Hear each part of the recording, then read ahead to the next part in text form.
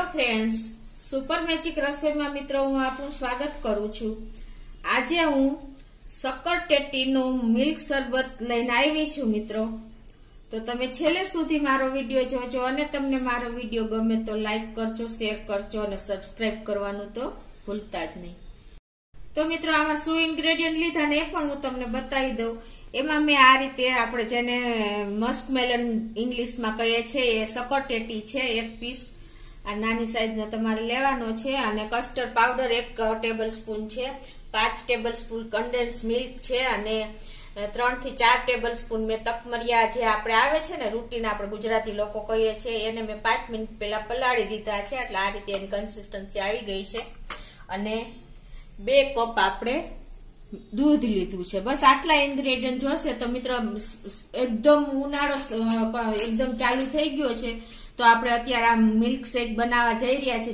मित्रों आ एवुं एक आपणे अलग ज रेसिपी बनावा जई रह्या छे जेने आपणे फालूदा पण न कही सकीए, आइसक्रीम पण न कही सकीए के मिल्क शेक पण न कही सकीए, एवी आपणी एक अलग ज टाइपनी आपणे सक्करटेटीमांथी एक रेसिपी बनावीए छीए। 3 in 1 रेसिपी जेने आपणे कहेशुं ए टाइपनी एकदम समर कूल स्पेशियल बनशे मित्रों।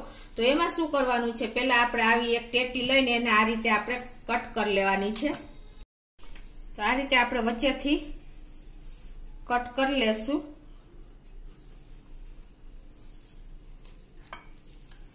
તમે જોઈ શકો છો। હવે આમાં વચ્ચેથી આપણે જે બીજ છે એ પણ કાઢી લેશું આ રીતે। તમે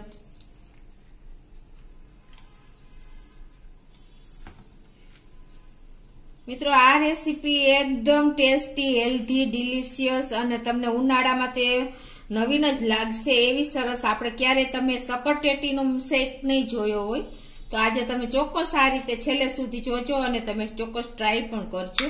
तो हवे आने आपणे एक साइड नाखी देशुं अने आमांथी आपणे पल्प काढी लेशुं। तो आ रीते जो आपणे एकदम दरवारी अने एकदम सरस सॉफ्ट होय एवी लेवानी छे अने आ रीते आपणे एनो बधो पल्प लई लेशुं। तमे जोई शको छो।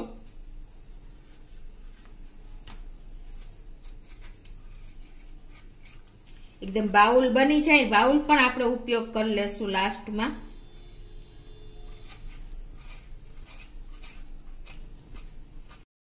तो आ रीते जो आपणे पल्प काढी लीधो छे ए ज रीते आपणे बीजा पीसनो पण आ रीते पल्प लई लेशुं।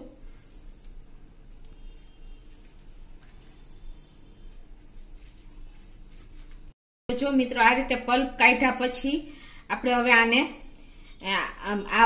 कम से कम 2 कप जेटलो आपणो पल्प નીકળો છે। હવે એને આપણે મિક્સર જારમાં લઈને એનું એકદમ સરસ જ્યુસ પલ્પ કરી લેશું।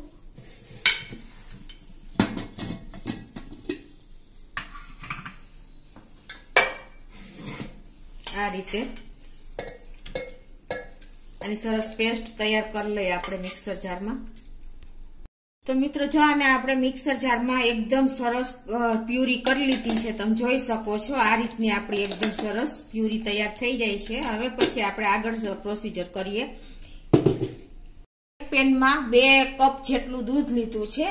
તમે ક્રીમ વાળું કે ઉકાળેલું કોઈ પણ दूध લઈ શકો છો। અત્યારે મેં ઉકાળેલું दूध લીધું છે। તો આપણે ગેસ ઓન કરશું અને એને એક આપણે ઉભરો આવવાની તૈયારી થઈ ત્યાં સુધી આપણે એને ચાલુ રાખશું। दूध ઉકળવા મૂક્યું છે ને ત્યાં હવે આપણે 1 ટેબલસ્પૂન મેં કસ્ટર્ડ પાવડર લીધો છે, વેનીલાનો છે। એમાં આપણે હવે એને પાણીમાં જ આપણે એનો ઘોર તૈયાર કરી લેશું આ રીતે। आने हिसाबे शुं थशे के आपणुं मिल्क शेक एकदम घाटो बनी जाय छे अने एकदम फ्लेवर वाळो थई जाय छे, એટલે આ પ્રોસીજર પણ કરવી ખાસ જરૂરી છે। તો મિત્રો જો દૂધને ઉભરો આવવાની તૈયારી છે ને ત્યાં જ આપણે જે કસ્ટર્ડ પાવડર આપણે પાણીમાં તૈયાર કર્યો છે ને એ આપણે એડ કરતા જાશું અને આ રીતે આપણે ધીમે ધીમે હલાવતા જાશું। એટલે તમારે ગેસની ફ્લેમ અત્યારે સાવ સ્લો રાખવાની છે।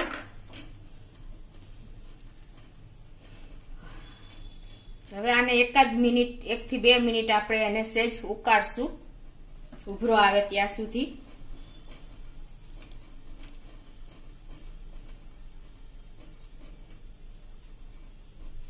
મિત્રો એક ઉભરો આવી ગયો છે। હવે આપણે આ સ્ટેજે આપણે એમાં મેં 5 ટેબલસ્પૂન આ કન્ડેન્સ મિલ્ક લીધું છે। એ એડ કરી દેશું. તમે જોઈ શકો છો. અને મિત્રો જો તમારે કન્ડેન્સ મિલ્ક એડ ન કરવું હોય ને તો તમે ખાંડ પણ એડ કરી શકો છો. અને જો ખાંડ ને કન્ડેન્સ મિલ્ક બે હાફ એડ કરવું હોય તો એ રીતે પણ કરી શકો છો. જો તમારે સક્કરટેટી બહુ મીઠી ન હોય તો તમારે થોડીક વધારે ખાંડ કે વધારે કન્ડેન્સ મિલ્ક એડ કરવાનું. એટલે ખાસ તમારે આ નોટ કરવાનું છે મિત્રો. તો હવે એને આપણે સેજ અમથું 2 મિનિટ આ રીતે ઉકાળશું. તો મિત્રો જો આ બધું મિક્સ થઈ ગયું છે અને ગેસની ફ્લેમ સ્લો ટુ મીડિયમ જ આપણે રાખવાની છે. અને હવે આ સ્ટેજે આપણે બધું મિક્સ થયા પછી આપણે જે આ સક્કરટેટીનો પ્યુરી બનાવી છે એ એડ કરી દેશું. તમે જોઈ શકો છો મિત્રો. આ એકદમ delicious, super tasty, super healthy આપણું એવું મિલ્ક શેક શરબત તૈયાર થાય છે મિત્રો. તમે એક વખત પીશો ને તો તમે આખું ઉનાળો આને યાદ કરશો. એટલું સરસ આપણું તૈયાર થાય છે. હવે આને આપણે 2 મિનિટ આ રીતે સ્લો ફ્લેમ ઉપર આપણે એને હલાવશું. મિત્રો જો 2 મિનિટ થઈ ગઈ છે આપણે આ પ્યુરી એડ કર્યા પછી. હવે આપણે આને ગેસ બંધ કરી દેશું અને એક બાઉલમાં કાઢી લેશું. મિત્રો આ નથી આઈસ્ક્રીમ કુલ્ફી કે નથી ફાલુદા કે નથી કોઈ મિલ્ક શેક, અલગ જ જાતનો આપણો સક્કરટેટીનો મિલ્ક શરબત તૈયાર થયું છે મિત્રો. તો હવે એને આપણે અલગ વાસણમાં કાઢીને એને ઠંડુ થવા દેશું. આ બચ્ચા, વડીલો કે કોઈ પણ ગેસ્ટ બધા માટે એકદમ સરસ હેલ્ધી અને ટેસ્ટી એવું ડિલિશિયસ આપણું મિલ્ક શેક શરબત તૈયાર થયું છે. તો હવે આને આપણે ઠંડુ થવા દેશું. તો મિત્રો જો આપણું સક્કરટેટીનું કન્ડેન્સ મિલ્ક અને કસ્ટર્ડ નાખીને આપણું એકદમ મિલ્ક શેક તૈયાર થઈ ગયો છે. તમે જોઈ શકો છો એકદમ હેલ્ધી ટેસ્ટી. હવે આપણે એમાં આ જે તકમરિયા મેં પલાળ્યા છે એ 4 ટેબલ સ્પૂન જેવા આપણે એડ કરી દેશું. તમે જોઈ શકો છો મિત્રો. એકદમ ને ફાલુદા કહી શકીએ કે નો આપણે આ કુલ્ફી કહી શકીએ ફાલુદા. એટલી હેલ્ધી આપણી આ મિલ્ક શેક તૈયાર થયો છે. તમે જોઈ શકો છો એનો લુક એકદમ ટેસ્ટી, હેલ્ધી. હવે આપણે આને એકદમ કૂલ કરી દેશું. તો મિત્રો જો હવે આપણે એકદમ કૂલ થઈ ગયું છે આપણું આ milk shake, Musk melon milk shake. તમે જોઈ શકો છો એકદમ ફાલુદા જેવું, આઈસ્ક્રીમ જેવું એકદમ ડિલિશિયસ તૈયાર થયું છે. તો હવે એને આપણે સર્વ કરી દેશું. આ રીતે આપણે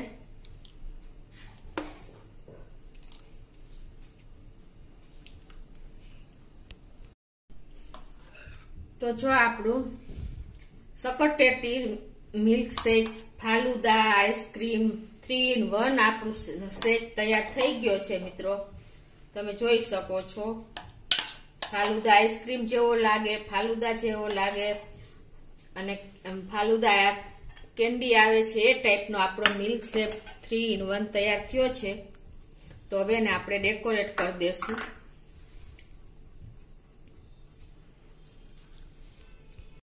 અને બીજું કે મિત્રો તમે આ બનાવીને ફ્રીજમાં 5 થી 6 દિવસ રાખી શકો છો અને એન્જોય કરી શકો છો.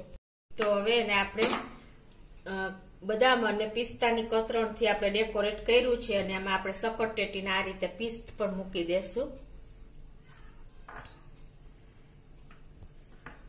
તમે જોઈ શકો છો મિત્રો એકદમ હેલ્ધી, ટેસ્ટી અને ડિલિશિયસ આપણું 3 in 1 સક્કરટેટી મિલ્ક શેક, જેને આપણે મસ્ક મેલન મિલ્ક શેક કહીએ છીએ, એ તૈયાર થઈ ગયું છે. તો તમે ચોક્કસ આ રીતે ટ્રાય કરજો મિત્રો. અને તમને મારો વિડીયો ગમે તો લાઈક કરજો, શેર કરજો અને સબસ્ક્રાઇબ કરવાનું તો ભૂલતા જ નહીં.